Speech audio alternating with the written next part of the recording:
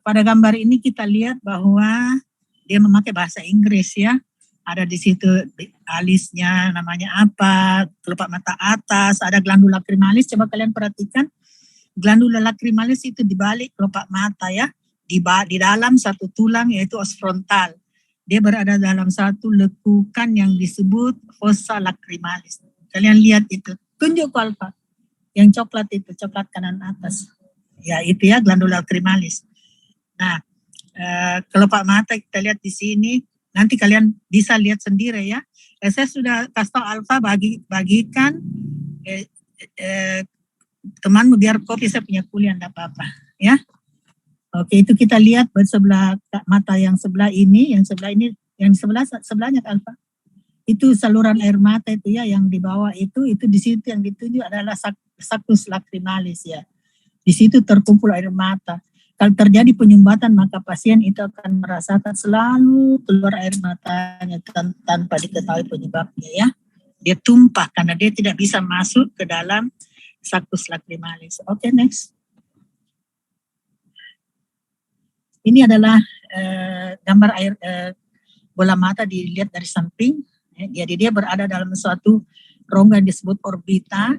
Orbita itu dikelilingi oleh tulang-tulang yang melindungi mata. Bayangkan kalau mata tidak dilindungi tulang-tulang maka dia akan gampang cedera ya. Cedera kita lihat di sini os frontalis, os ethmoidalis, os sphenoidalis, os zygomaticum, os temporalis semua berperanan dalam melindungi bola mata. Bagian belakang ini kita lihat ada satu nervus opticus yang seperti kabel itu warna abu-abu, tunjuk Alfa. Ya itu di belakang. Itu yang abu-abu itu. Yang nervus opticus ya. Mana nervus? Salah tunjuk. Nervus opticus lihat.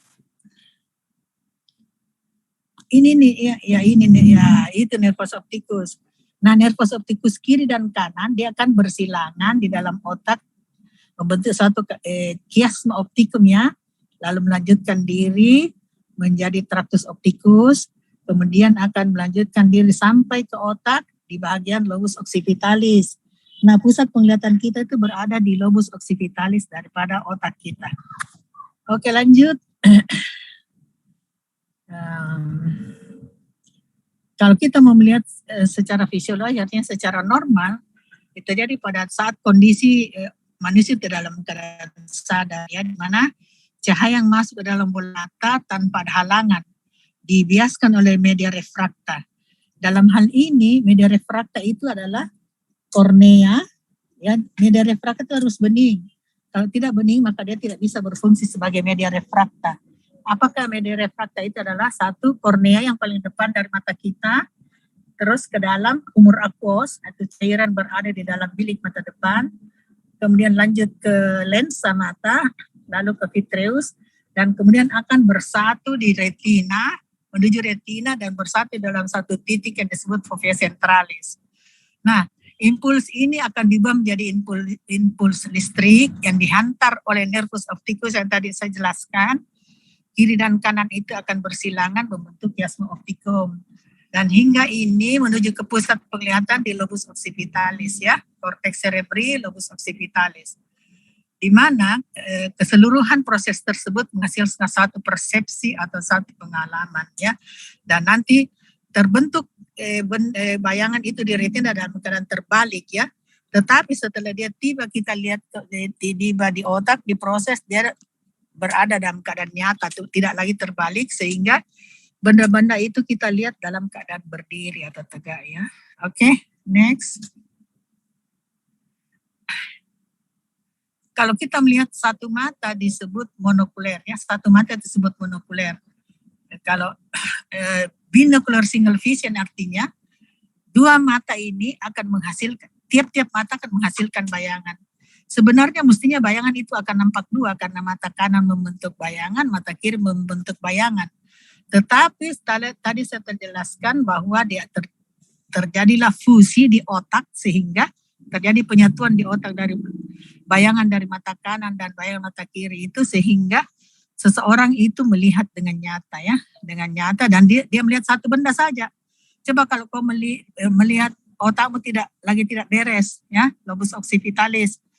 Mata kanan membentuk bayangan, mata kiri juga. Jadi satu mobil kau lihat menjadi dua. Ya, itu biasanya terjadi karena gangguan gerakan bola mata ataupun keadaan di otak kita. Nah,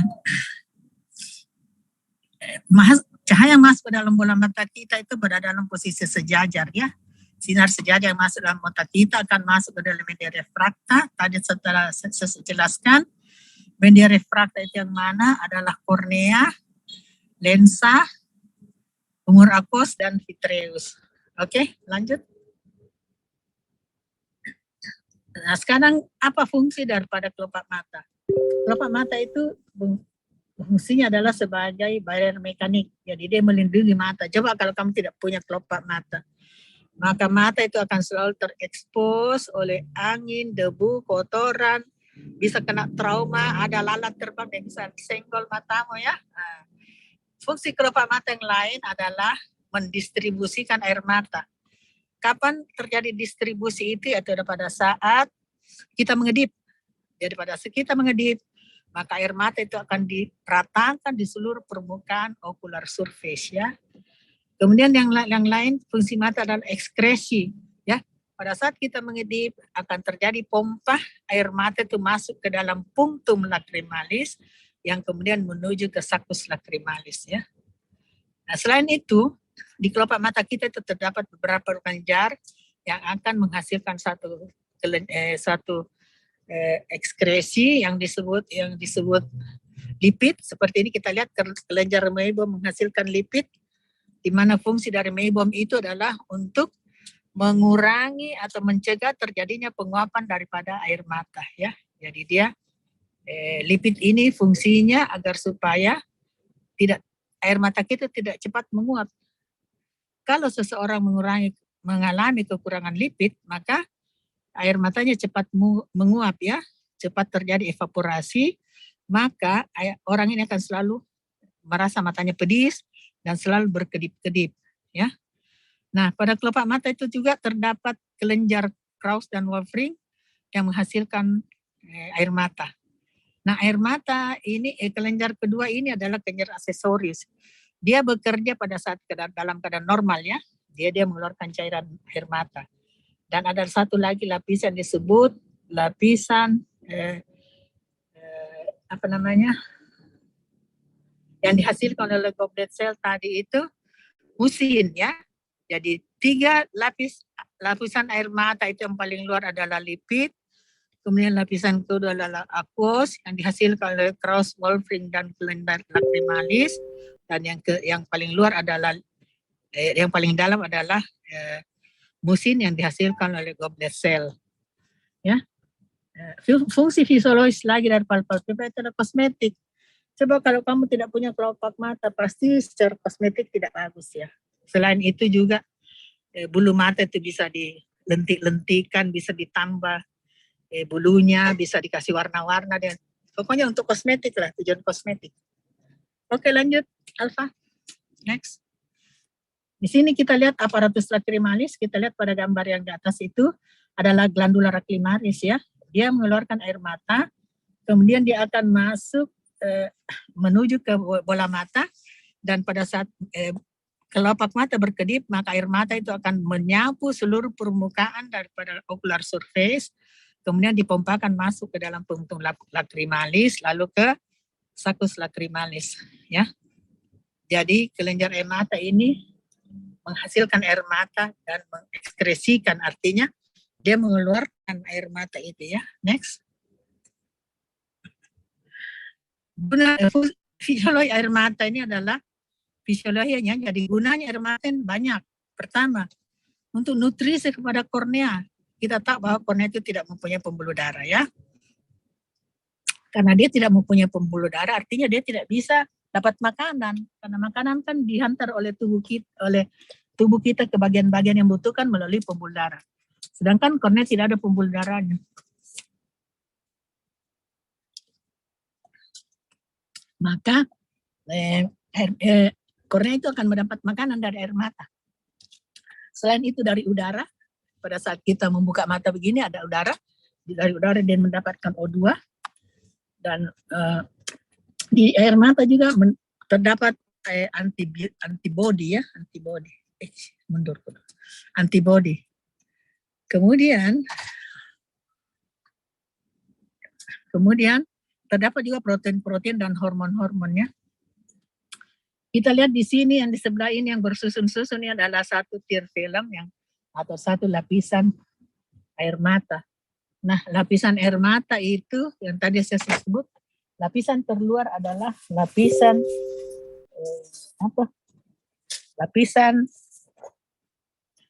lapisan lipid ya. Dulu Alfa turunkan dulu. Stop dulu. Saya baru turun dari mobil.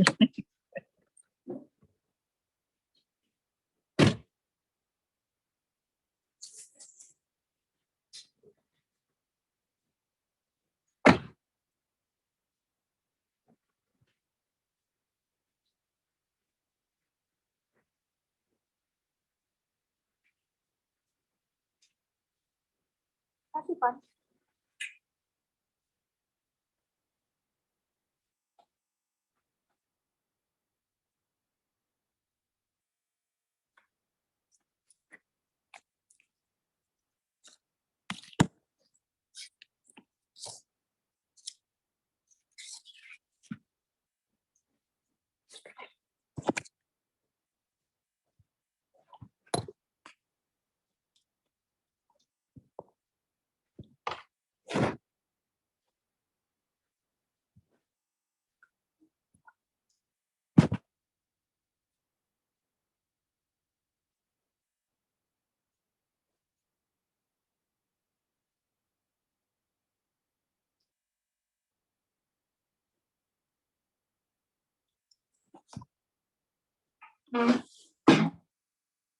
Oke, kita lanjutkan. Mana tadi slide-mu, Alfa? Ya, oke. Kalau kita lihat di sini yang di sebelah kanan ini adalah lapisan air mata paling luar itu lipid ya, yang tadi dihasilkan oleh mebom. Itu kuning warnanya. Dia itu fungsinya mencegah terjadinya penguapan yang berlebih-lebihan ya. Terus yang kedua itu lapisan air mata. Inilah yang diproduksi oleh Krauss, Wolfring, dan glandula lacrimalis sendiri. Kemudian di paling bawah itu musin, adalah mucous layer atau musin yang dihasilkan oleh sel goblet yang terdapat di konjungtiva. Oke, itu yang disebut tear film. Next.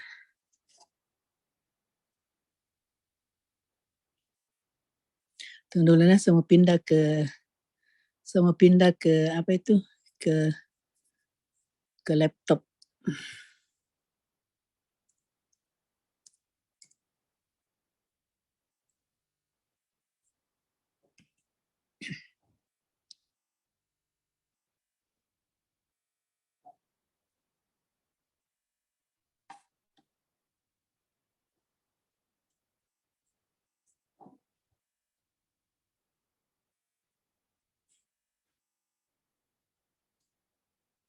Kemudian kita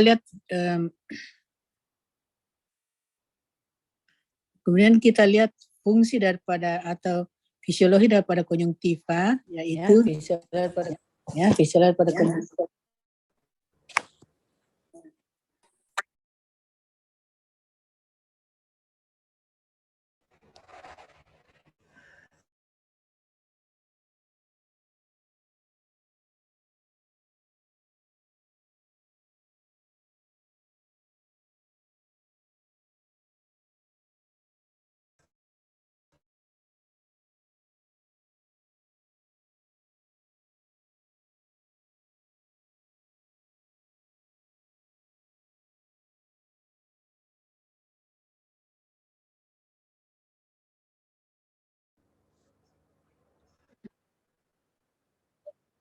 Dia mensuplai air mata, Dia mensuplai komponen air mata yaitu musin yang dihasilkan oleh goblet cell yang terdapat pada konjungtiva, dan juga ada antibodi dan ada protein dan ada hormon. Lanjut. Lanjutnya Alfa. Next Alfa.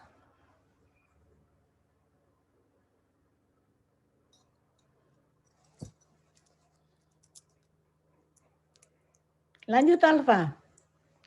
Kenapa kok? Di mana kok Alfa?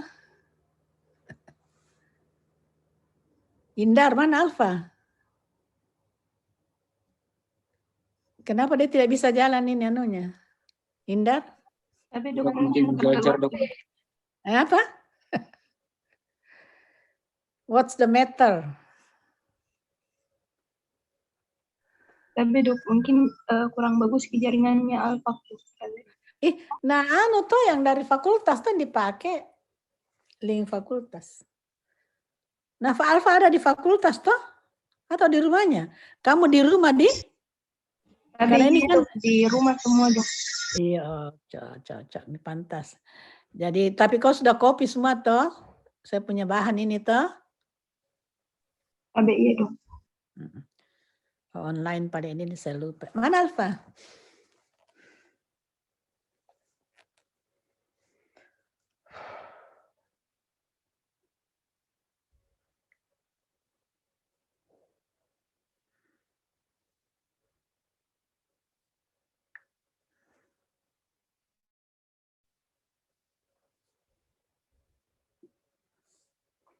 Oke, next. Kau yang bermasalah ternyata. Oke, kita setelah konjungtiva kita masuk ke dalam kornea.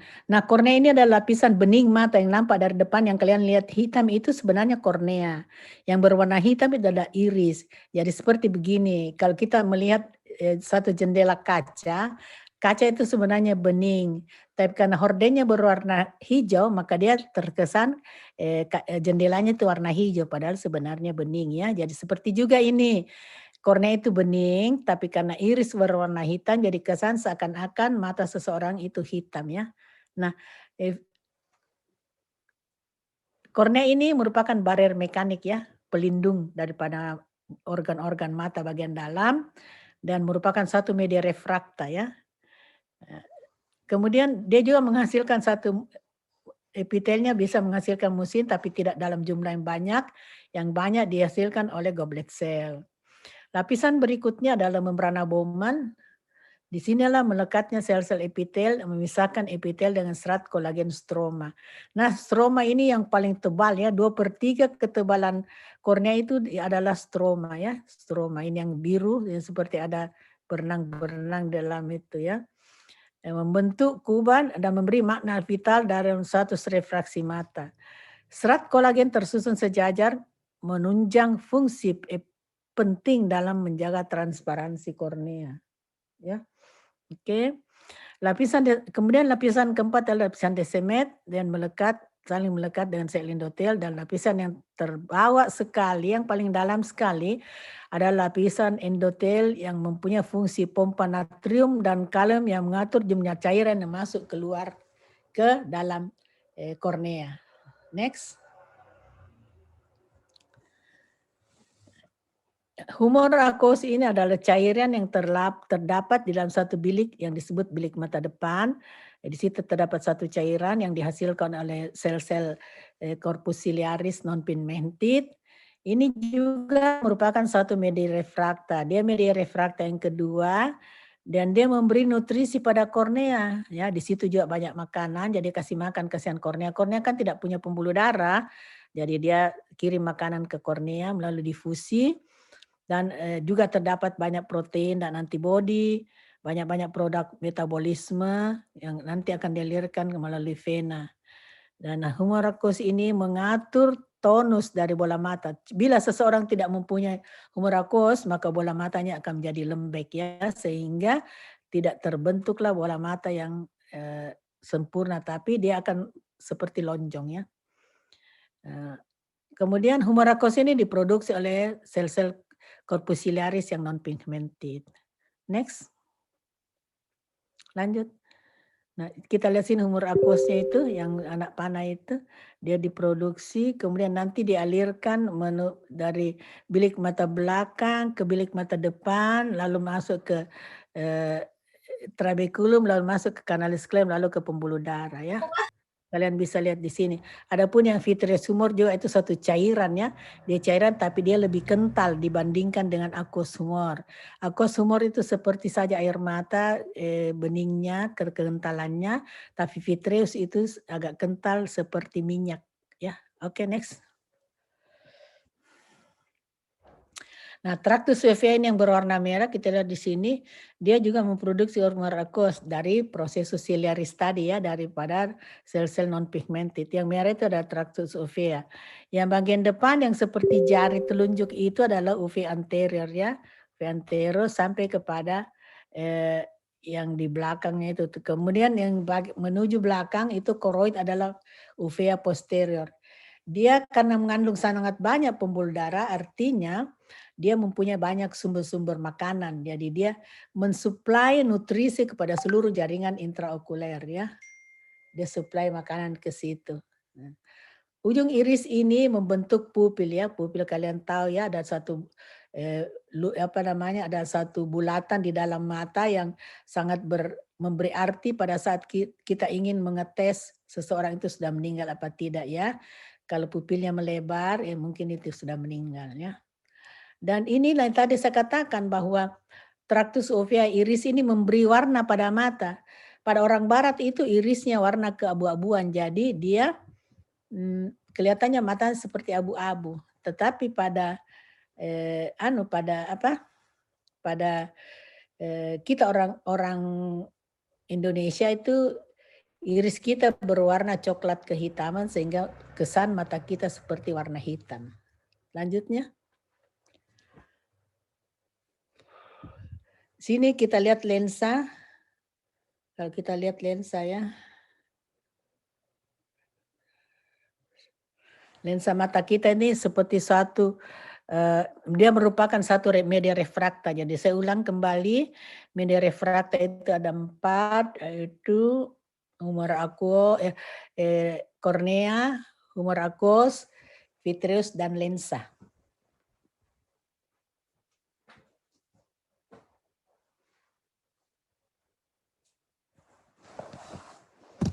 Kita lihat di sini bahwa lensa ini sangat berperan penting dalam proses akomodasi pada mata ya.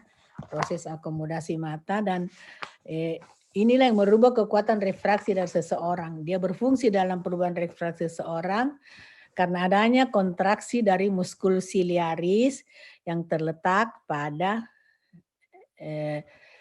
musculus ciliaris yang terletak pada uvea tadi.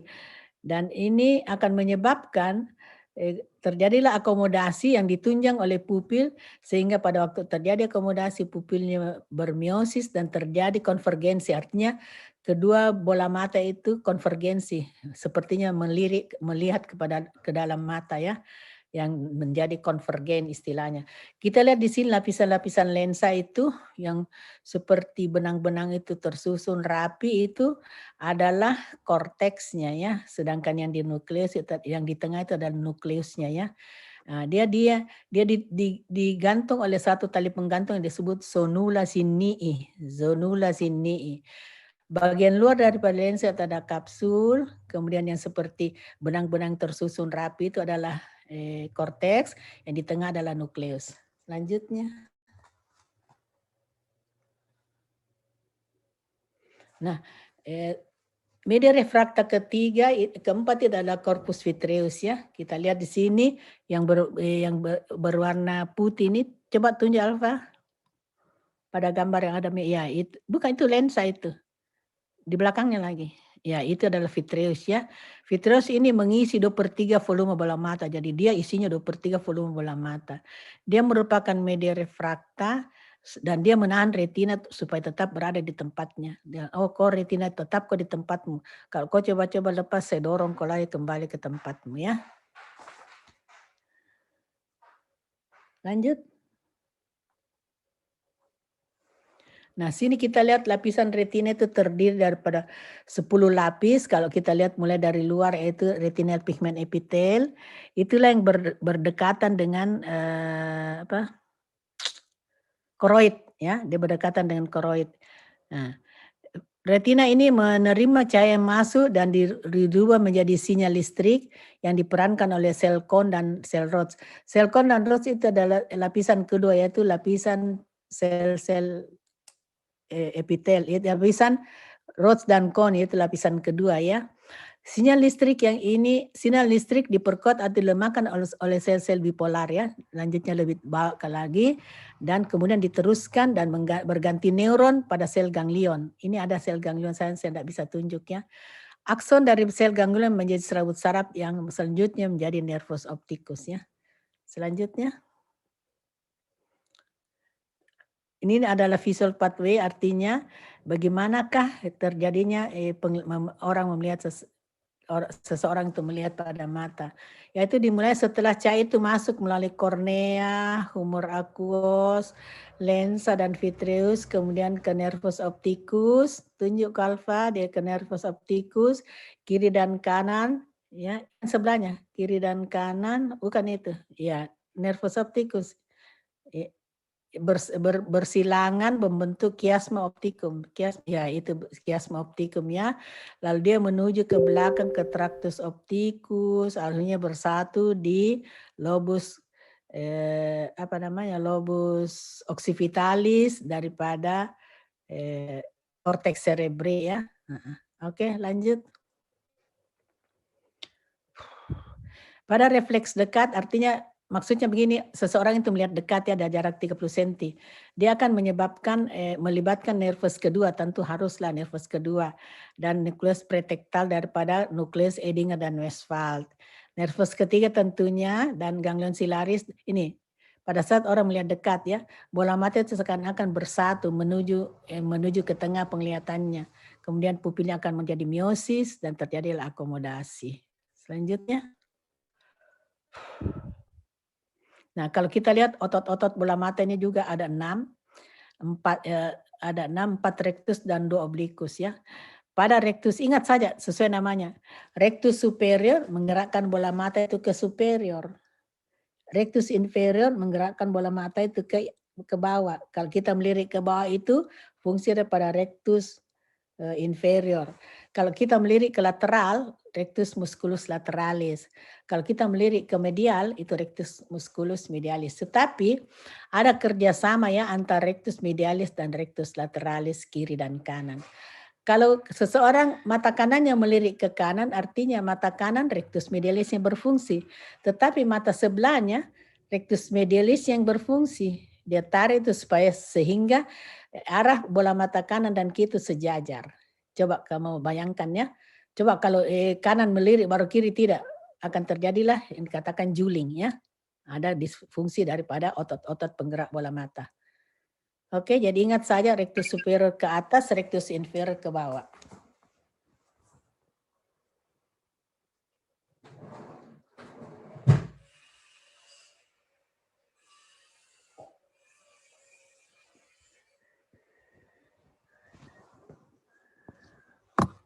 Oke, kemudian kekuatan refraksi artinya kemampuan mata seseorang melihat dalam keadaan istirahat ya, di mana sinar-sinar yang masuk ke mata itu difokuskan di depan retina dan dalam keadaan mata istirahat.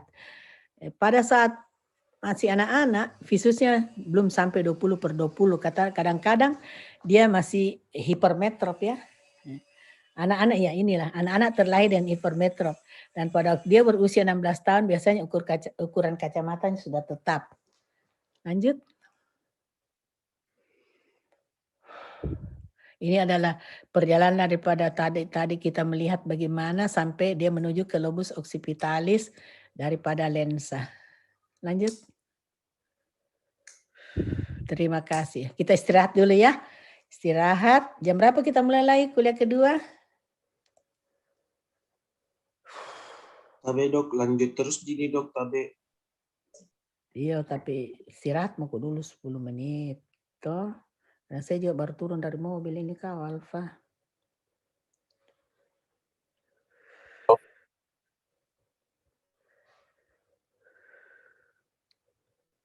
Visual mana? Jam 13.55. Belum Pi Alfa. Tunggu dulu nah. Istirahat dulu 10 menit ya. Iya dok.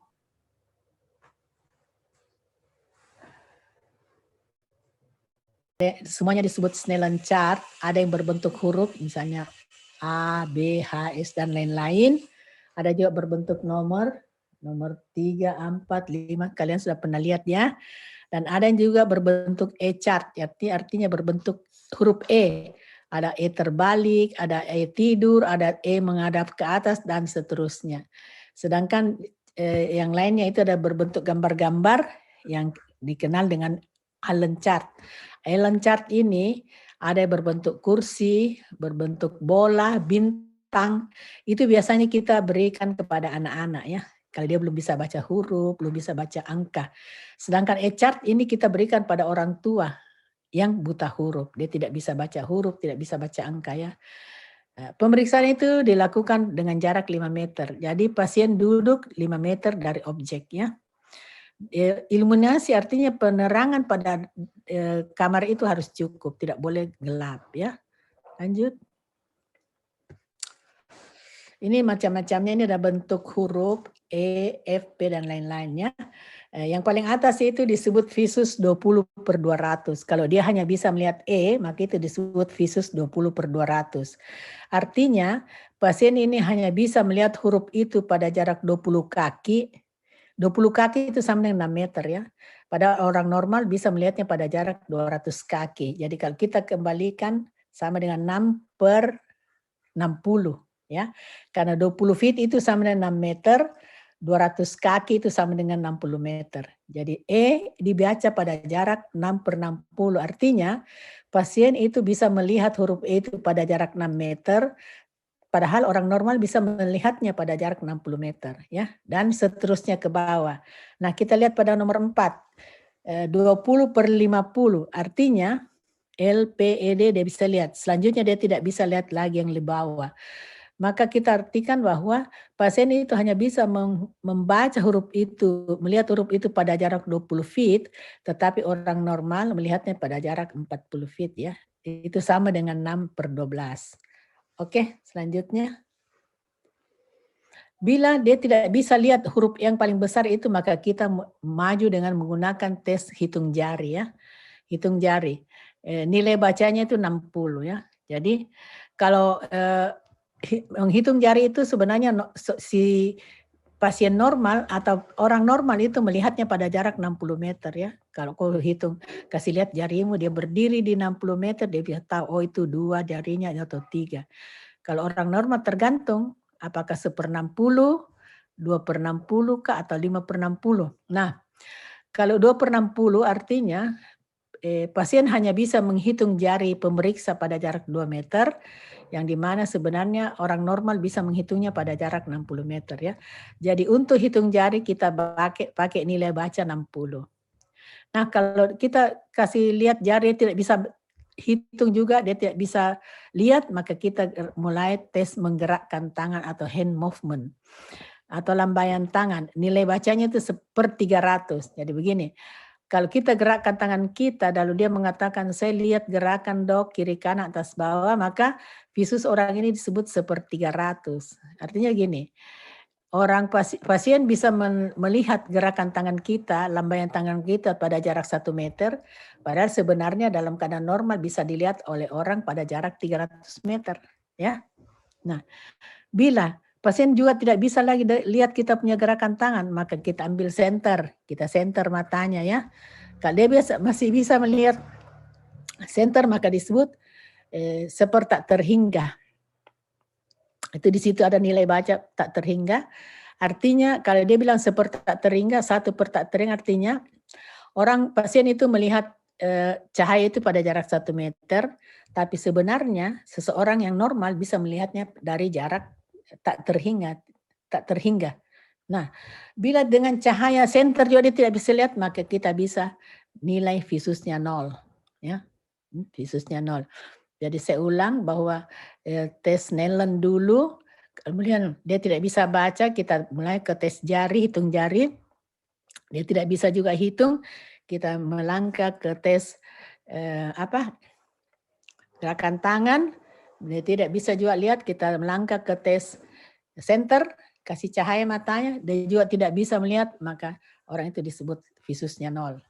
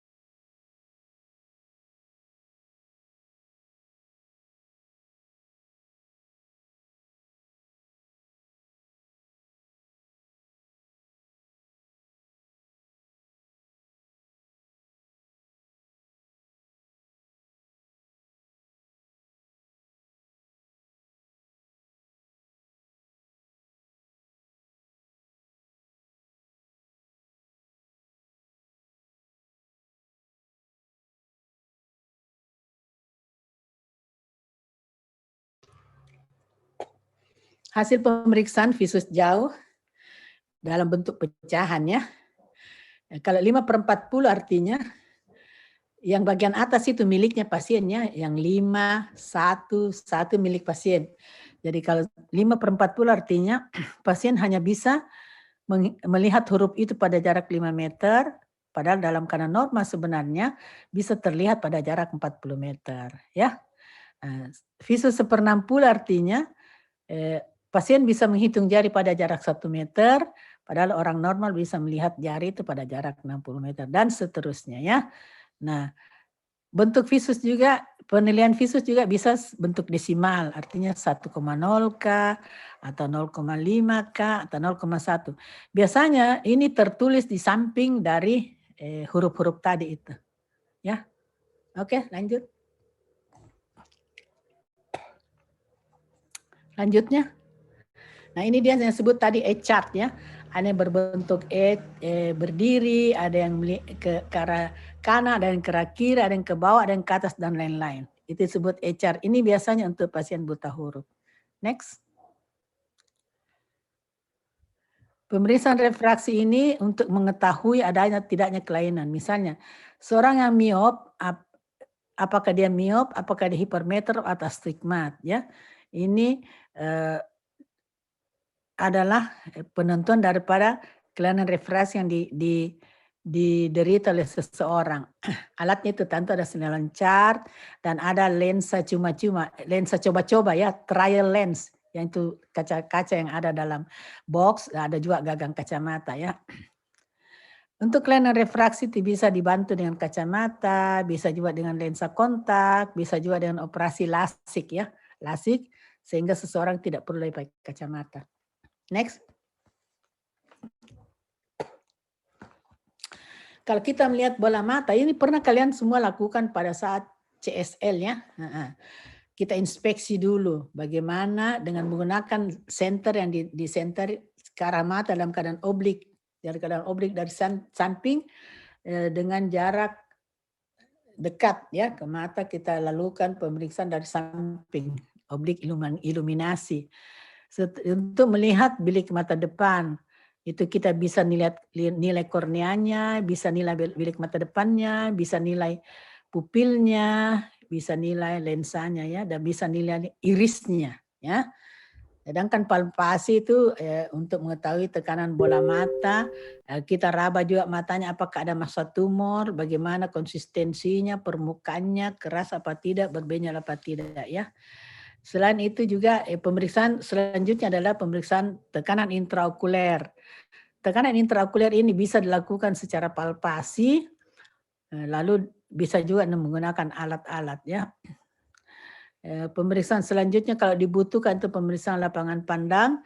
Ini biasanya dilakukan pada penderita glaukoma ya. Dan keenam adalah pemeriksaan oftalmoskopi atau disebut juga fundoskopi.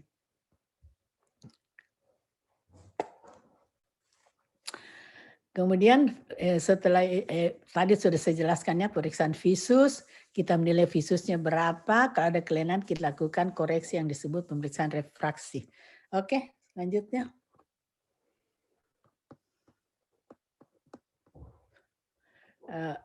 Pemeriksaan pertama tadi inspeksi, tidak butuh alat.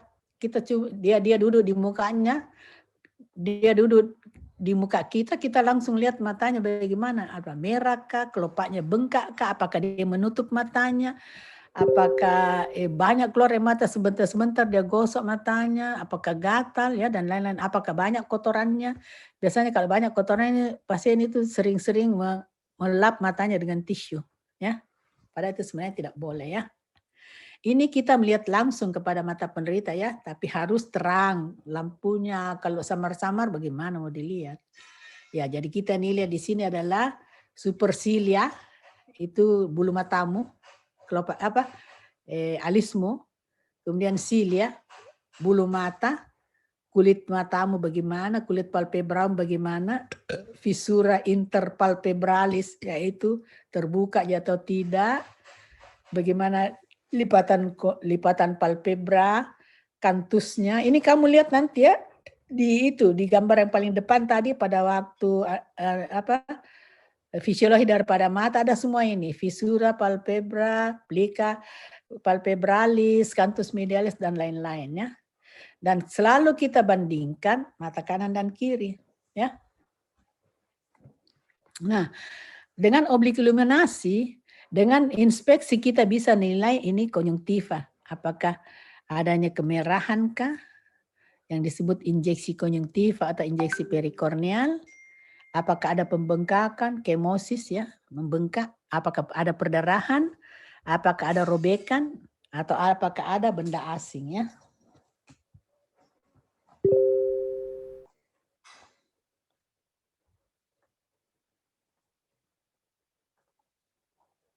Next ya. Sklera kita itu berwarna putih ya, warnanya putih. Yang kalau lihat matamu itu dia berwarna putih, dia coba kembali kepada yang sebelumnya Alfa. Ya, ya. Konjungtiva bulu tadi itu ada. Kemudian kita lihat kepada sklera. Ayo lanjut. Kita lihat pada sklera bagaimana warnanya ya. Dalam keadaan normal, sklera itu berwarna putih. Nah, kadang-kadang terjadi penipisan daripada sklera. Kapan kita katakan dia menipis? Itu apabila di balik sklera itu kan ada koroid ya.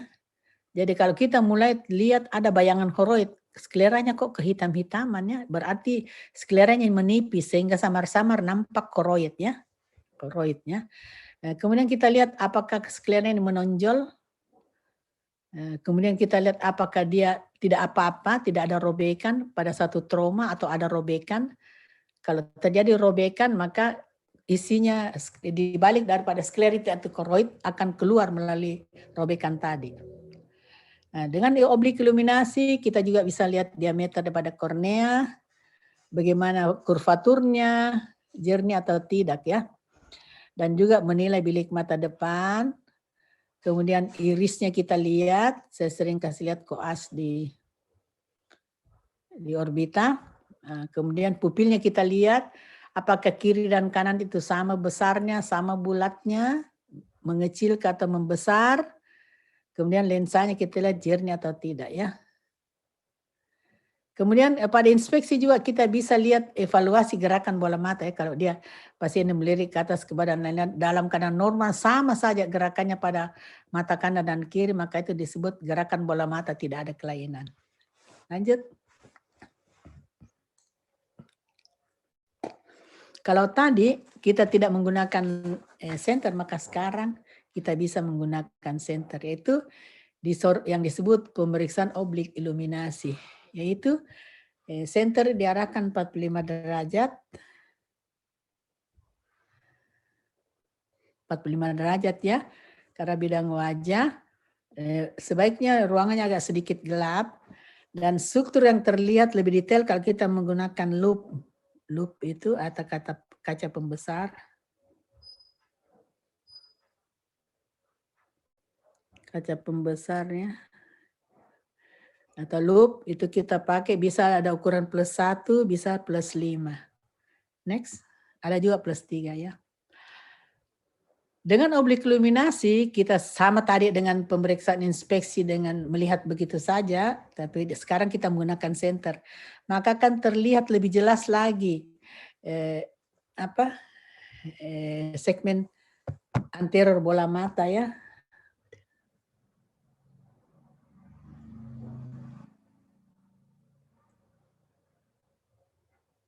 Segmen anterior bola mata kita bisa lihat yaitu korneanya bagaimana, bening atau tidak, apakah ada kekeruhan, apa yang disebut cicatrix, apakah ada benda asing, atau adakah berwarna korneanya karena adanya darah di situ. Kemudian kita nilai irisnya, apakah ada perlengketan-perlengketan ke belakang ke arah lensa atau perlengketan ke depan ke arah kornea. Itu bisa dinilai dengan oblik iluminasi. Kemudian dengan oblik iluminasi juga kita lihat pupilnya bagaimana. Kalau kita sinari apakah dia mengecil atau tetap, atau kalau kita tidak sinari apa dia kembali menjadi lebar atau tetap ya. Kemudian pada lensa kita lihat apakah ada ditemukan iris shadow atau pseudo iris shadow.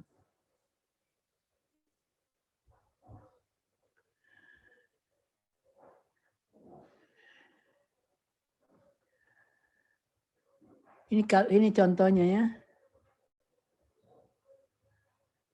Ini contohnya penyinaran dari oblik secara oblik ke arah mata di mana kita bisa nilai irisnya, pupilnya, konjungtivanya ya. Ada tidak pada lensa ada tidak shadow-nya ya. Oke, lanjut. Nah, ini juga kita bisa lihat apakah ada perdarahan pada konjungtiva atau yaitu pecahnya pembuluh darah konjungtiva. Selanjutnya. Kalau kita lihat di sini juga apakah korneanya keruh, kita lihat di sini pada bagian bawah, coba tunjuk Alfa, itu ada abses kornea. Kornea tidak mengalami infeksi yang keras ya, sehingga korneanya melunak membentuk abses. Tunjuk Alfa, yang kuning itu, kekuningan pada kornea. Ya itu ya, kuning pada kornea. Oke lanjut. Nah ini kita lihat adanya darah yang disebut hifema. Kumpulan darah di bilik mata depan disebut hifema. Hifema.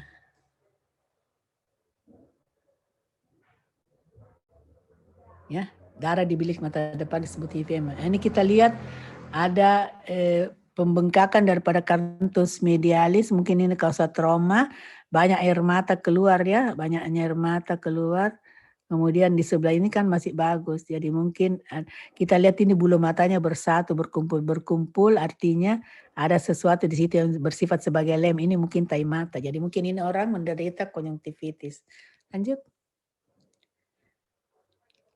Apa ini? Oh ya, ini kornea mengalami abses kornea seperti tadi, itu keluar itu produksi itu yang berwarna keputih-putihan, itu artinya kornea sudah mengalami perlunakan, sudah lunak korneanya itu. Itu harus dibuang ya, karena kalau tetap ada di situ maka tidak bisa terjadi penetrasi obat ke dalam kornea ya, kita harus buang. Lanjut, kita lihat di sini jangan dulu. Kita lihat di sini pupil kiri kanan tidak sama. Ini dua orang ini, dua orang tapi anggaplah mata pada satu orang ya. Kita lihat sini pupilnya kiri dan kanan, yang sebelah kiri itu normal, yang kanan melebar. Dan keadaan ini disebut pupil anisokor. Anisokor itu tulisannya.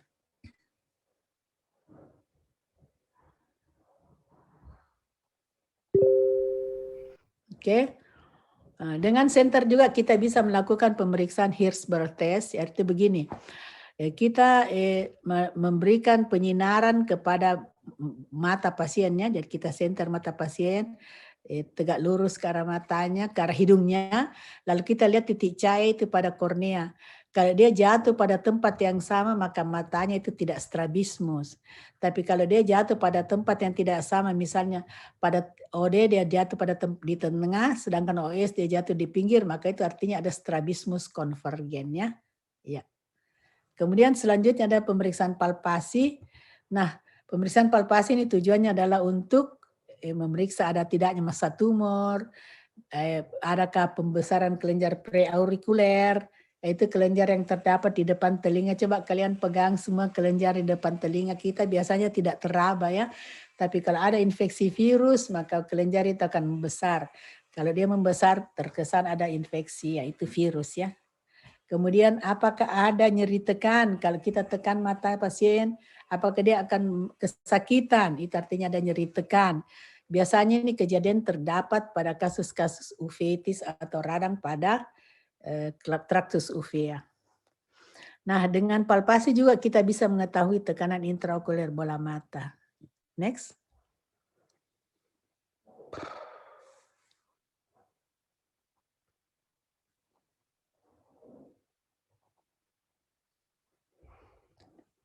Pada waktu kita meraba adanya masa tumor, kita harus tahu bagaimana konsistensinya, keras kah, lembek kah, kenyal kah, apakah pasien pada waktu kita periksa dia nyeri tekan kah, apakah ada pulsasi, artinya ada denyutan, kita rasa seperti ada denyutan yang biasanya disebabkan oleh tumor dari pembuluh darah ya.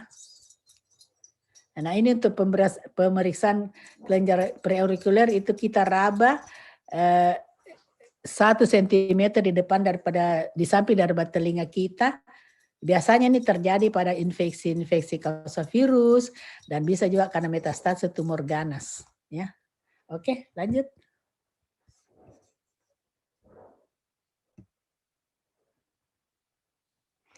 Kenapa ini kamu semua anak sangin toilet, tinggal mau di toilet saja, jangan mau kembali kuliah. Saya perhatikan itu ya, kalau kuliah bergantian pergi ke toilet. Kenapa enggak kencing memang dari tadi kah? Tidak ada saja ini, penipuan. Jadi jangan kau heran kalau kau sudah dalam waktu kau masih mahasiswa, kau sudah membodoh-bodohi dosenmu, maka kau akan jadi bodoh terus.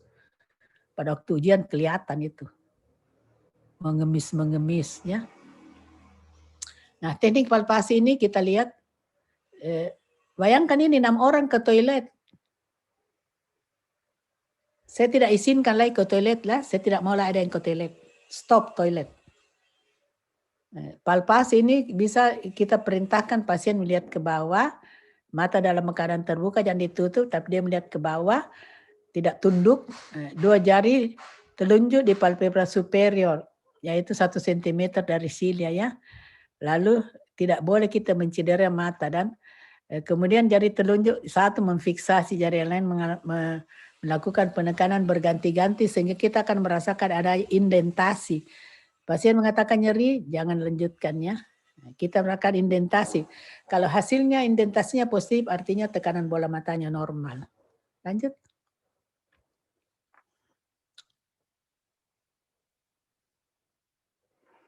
Lanjut Alfa. Next. Ini hasil pemeriksaan itu bila normal disebut TIO atau TN. Ya, TN. Bila dia rendah disebut TN-1, artinya mulai lembek matanya ini. Kalau lembek sekali itu disebut TN-2, yaitu sangat rendah ya. Pokoknya lembek sekali matanya. Demikian pula kalau kebalikannya, bila TN+1 itu terasa mulai keras bola mata pasien. Kalau dia sudah sampai +2 sama dengan menekan satu kayu, maka disebut tekanan intraokuler sangat tinggi. Yang disebut TIO normal sama dengan anunya kalau kita menekan kita punya cuping hidung. Itu ya, cuping hidung kita tekan-tekan itu disebut TN atau tekanan intraokuler yang normal. Next. Apa ini grading Herrick? Oh ini tentang sudut daripada iridocornealis. Kita lanjut pindah saja ke tempat lain. Next. Cara pemeriksaan tekanan intraokuler yaitu ada yang langsung ada yang tidak langsung ya. Ini cara yang langsung itu sudah tidak dipakai saja. Masa kita mau periksa tekanan intraokulernya kita masukkan bola mata ke dalam, kita masukkan kanula ke dalam bola mata. Sekarang tidak dipakai lagi. Biasanya pada binatang percobaannya. Kemudian selanjutnya, cara yang tidak langsung yaitu dengan menggunakan tadi tanpa alat, itu jari kita yang kita tekan bergantian jari telunjuk kiri dan kanan di atas bola mata ya. Kemudian ada alat disebut tonometer, ada juga yang disebut kontak tonometer, jadi dia menyentuh kornea pasien. Ada juga yang disebut non kontak tonometer, ya tidak disentuh sama sekali organ-organ mata daripada pasien. Lanjut. Ini tonometer shots, ini pasien harus baring, lalu kita buka matanya, kemudian kita tetesi dulu anestesi lokal, lalu kita melakukan pemeriksaan dan menggunakan tonometer shots. Sekarang ini sudah banyak ditinggalkan ya, karena pasien takut dilihat ada jarum bergerak-gerak. Sudah banyak ditinggalkan, yang sekarang banyak digunakan adalah next, non kontak ya, next. Ini adalah aplanasi Goldman, itu alat ini menyentuh kornea dan nanti akan pada waktu dia sudah sentuh kornea akan ada tekanan dari dalam dan dia akan menggerakkan skala di situ dan dia akan terlihat berapa tekanan intraokuler pasien. Next. Hasil pemeriksaannya dalam dua bentuk sama dengan tadi visus, ada pecahan ya, yang bagian atas itu menentuk pecahan tanpa satuannya, sebagai pembilang adalah skalanya dan beban sebagai penyebutnya ya. Coba kita lihat sebelahnya, next. Ini pemeriksaan gerakan bola mata. Tunggu, kita kembali lagi ke tadi pemeriksaan ini. Ya. Tidak yang lanjut ya, lanjut ya, itu tadi ya, yang dua ya, dalam ditulis dalam bentuk pecahan ya. Jadi misalnya tekanan intraokulernya 2/10, artinya skala itu yang ditunjuk adalah 2, sedangkan yang 10 adalah pemberatnya, bebannya daripada alat tadi. Ya, dan kemudian kita lihat tadi di grafik di skala tabelnya itu kita lihat berapa tekanan intraokulernya apabila skalanya 2, pemberatnya 10. Jadi itu bisa nampak di situ ya. Nanti kepada saat kalian praktek akan dipraktekkan pada satu konsep di mata, stase di mata akan nampak ya. Tapi sebenarnya teknik pemeriksaan ini sudah lama ditinggalkan. Kami tidak pakai lagi karena pasien takut. Yang sekarang ada digunakan non kontak tonometer ya. Jadi tidak sentuh, tapi ada seperti angin yang berhembus masuk ke mata, kemudian terjadi pengembalian tekanan karena mata itu mempunyai tekanan ke depan, maka dia akan kembalikan tekanan yang masuk tadi itu menuju kepada alat sehingga keluarlah di alat tadi berapa nilai daripada tekanan bola mata tadi. Oke, lanjut. Kali ini pemeriksaan gerakan bola mata yaitu kemudian ke atas, ke bawah, kiri atas, kiri bawah, lateral, medial, dan semua disebut gerakan 1, 2, 3, 4, 5, 6, 9 position of gaze ya. 9 teknik gerakan bola mata untuk mengetahui ada tidaknya kelumpuhan daripada otot-otot penggerak bola mata. Tadi kan saya sudah katakan bahwa otot penggerak bola mata itu 6 ya. Ada 4 rectus, ada 2 oblikus. Rectus itu ada rectus superior menggerakkan bola mata ke atas, rectus inferior menggerakkan bola mata ke bawah, rectus lateral menggerakkan bola mata ke lateral, dan rectus medial menggerakkan bola mata itu ke medial. Lanjut. Kemudian pemeriksaan lapangan pandang ini juga alatnya sekarang sudah modern dan besarnya lapangan pandang seseorang seperti ini. Bagian medial itu 60 derajat. Bagian temporal yang paling luas ya karena dia tidak dihalangi oleh apa-apa. Kalau kita lihat ini di temporal mata kita tidak ada halangan. Tapi kalau di medial itu ada halangannya, hidung ya. Kemudian batas atas juga itu mengecil. Karena apa? Karena ada tulang ini, dahi ya. Sedangkan bagian bawah juga kecil karena apa? Karena tulang pipi. Tulang pipi ya, tulang osteomaticum. Next.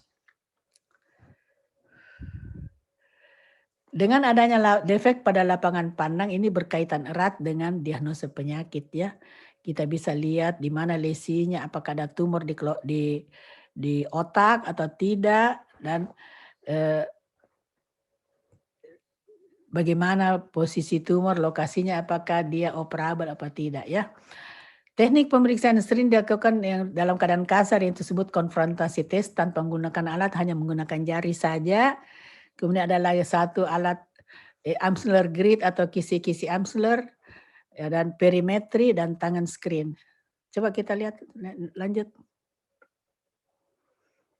Uji konfrontasi ini juga sudah kalian lakukan pada waktu CSL dulu, yaitu membandingkan lapangan pandang pemeriksa dengan pasien dengan asumsi bahwa pemeriksa harus normal. Kalau pasiennya dokternya tidak normal atau perawatnya tidak normal, ya nanti pasiennya jadi diagnosisnya tidak normal ya. Jadi kita duduk berhadapan, kemudian mata kanan pasien diperiksa, mata kiri ditutup, lalu melihat ke mata kiri pemeriksa. Kemudian satu benda kecil atau pensil atau jari diletakkan di antara pemeriksa.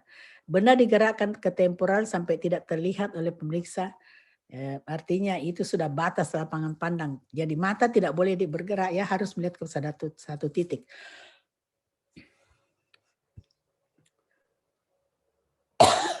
Lanjut. Dilakukan hal yang sama untuk arah nasal, superior dan inferior. Dan hasil sama, artinya luas lapangan pandangnya sama dengan pemeriksa, artinya normal. Tapi kalau lu sempit dari pemeriksa, artinya tidak normal ya.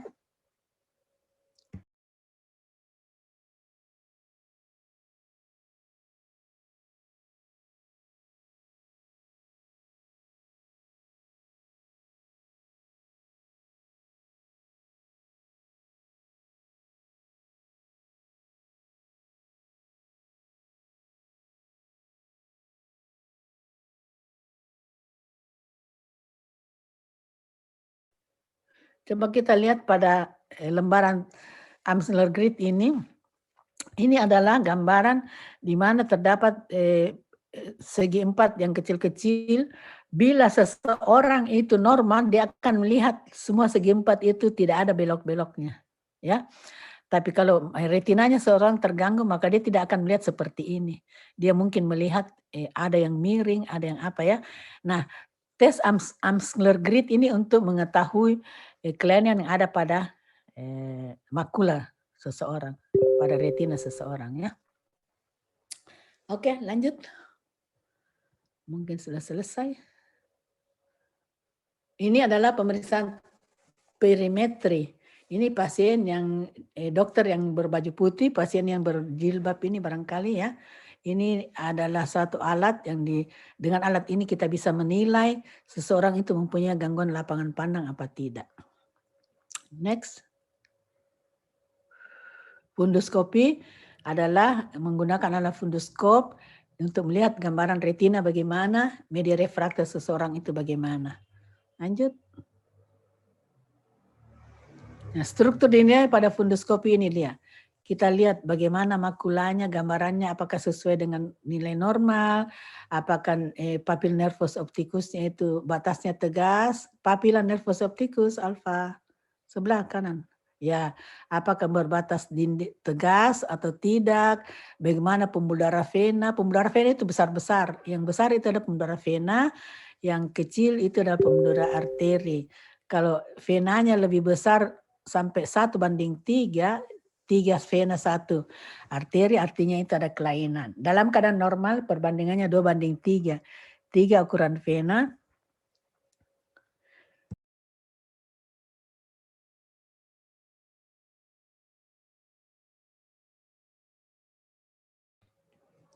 tiga ukuran vena dan 2 ukuran arteri ya. Next.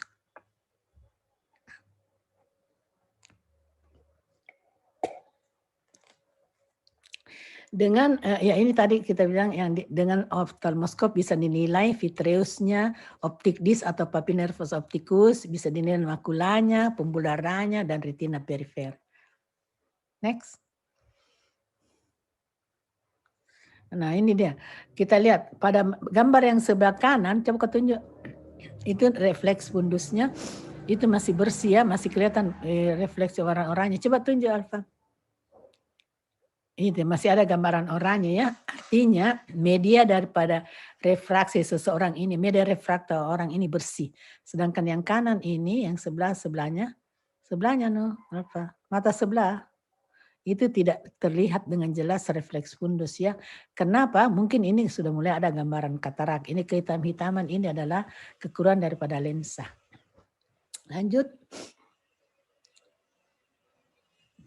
Diskus optik ini adalah atau papilla nervus opticus ini adalah satu ujung daripada nervus opticus yang berada di dalam bola mata ya.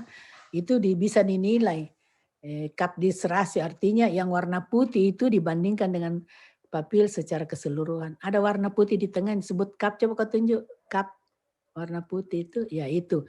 Kita bandingkan dengan nervus papil secara keseluruhan. Dalam keadaan normal 0,1 sampai 0,3. Kalau lebih besar 0,3 bahkan hampir sama besarnya yang putih dengan yang secara keseluruhan nervus opticus ini, maka disebut cup disrasionya 1. Itu artinya sudah terjadi pengecilan atau atrofi daripada nervus opticus. Lanjut. Kalau kita evaluasi pembuluh darahnya ini kita lihat sini bahwa saya ulang tadi bahwa yang merah itu adalah pembuluh darah vena. Kenapa dia merah? Karena dindingnya tipis sehingga gambaran darah yang ada dalam pembuluh darah vena itu lebih jelas, lebih nampaknya. Sedangkan pada arteri itu pembuluh darahnya itu tebal ya, lebih tebal dindingnya sehingga gambaran darah yang ada dalam pembuluh darah itu kelihatan tidak terlalu secerah yang vena ya. Dan arteri itu biasanya agak berkelok, vena tidak ya. Lanjut. Itu tadi saya bilang arteri banding vena itu 2:3 ya. Kalau kita lihat sini 2:3 ya. Lanjut. Ini makula yang di tengah ini area khusus retina. Ini di sinilah, di titik sinilah semua cahaya yang masuk ke dalam mata itu akan dikumpulkan di situ dan membentuk satu bayangan yang dalam keadaan terbalik. Lalu rangsangan diteruskan ke otak sehingga otak memproses sehingga kembali lagi ke mata, maka bayangan itu dalam keadaan tegak. Dia sedang normal, tidak lagi terbalik ya. Lanjut. Kali ini direct tadi yang dipraktekkan pada satu orang tadi itu ada juga disebut indirect ya. Coba lanjut. Ini indirect, artinya tidak langsung. Ini biasanya orang-orang yang bergerak dalam vitreoretina itu banyak menggunakan alat ini. Terus, nah kalau tadi pemeriksaan oftalmoskopi direct itu pasien duduk. Tetapi pada indirect ini pasien baring ya. Biasanya baring, biasanya juga nyandar di kursi ya. Ini pemeriksaannya ini berdiri ya. Oke, selanjutnya. Dengan slit lamp ini kita lihat juga bagaimana melakukan pemeriksaan slit lamp. Ini nanti kalian lihat pada saat nanti prakteknya. Kita bisa lihat bagaimana gambaran kornea, bagaimana gambaran apakah keruh atau tidak, bagaimana bilik mata depannya, bagaimana irisnya dan seterusnya ya. Ini hanya dapat menilai bilik mata depan. Kalau kita menggunakan lensa yang dipegang oleh tangan kanan pasien pemeriksa ini, maka kita bisa melihat sampai ke segmen posterior atau sampai ke makula, nervus opticus dan seterusnya, retina perifer dan seterusnya. Next.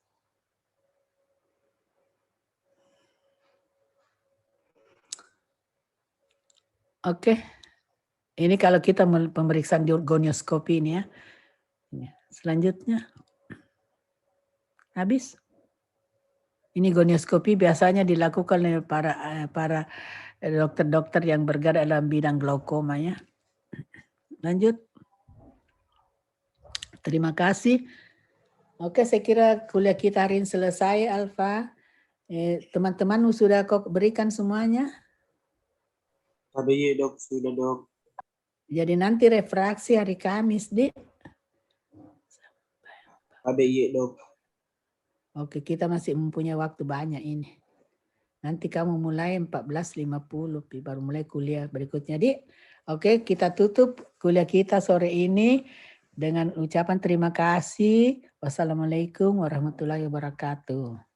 Waalaikumsalam warahmatullahi wabarakatuh. Waalaikumsalam warahmatullahi wabarakatuh. Bagaimana ini? Perlu foto dulu, Alfa. Hah? Banyak teman mendah hadir ini. Begitu anjurannya, dekan. Tapi dok, sudah minta di foto dok, Siapa yang foto? tapi dok ada sekretaris dok. Oh, Mak Nudi, ada sekretarisnya. Jadi sudah ada foto. Supaya kelihatannya, karena ingat kona anak-anak, saya kasih ingat kona, tidak boleh ikut ujian kalau kehadiran tidak cukup berapa? 80% ya. Ingat itu sudah peraturan. Bagaimanapun kau menangis, kalau kau melanggar peraturan tidak ada maaf bagimu. Karena kau dikasih kesempatan ikut kuliah. Kenapa kau tidak ikut? Ada alasan terlambat bangun lah, apa alasan mati. Jangan kau jadi mahasiswa kalau kau masih mau seperti waktu zaman SMA. Ingatnya, orang tuamu mengeluarkan ongkos itu tidak sedikit. Kau masuk itu ratusan juta kau bayar, belum lagi semesterannya, belum lagi uang makan, uang transport, uang buku dan lain-lain. Kalau bodoh-bodoh ke orang tua juga, uang buku, beli buku, padahal kau tidak beli buku, kau pergi nonton kah atau apa. Ya, ingat kau anak-anak, jangan kau kasihani orang tuamu. Orang tuamu itu dia harap kau dapat mengangkat martabat orang tuamu. Ya, ingat ya, itu ya. Jangan kau tidak cukup waktu kuliahmu sampai 80%, maka aku tidak boleh ikut ujian. Sekira cukup sekian pertemuan kita, kuliah kita sore ini. Saya ucapkan assalamualaikum warahmatullahi wabarakatuh. Waalaikumsalam warahmatullahi Waalaikumsalam. Terima kasih banyak, Dok. Ya.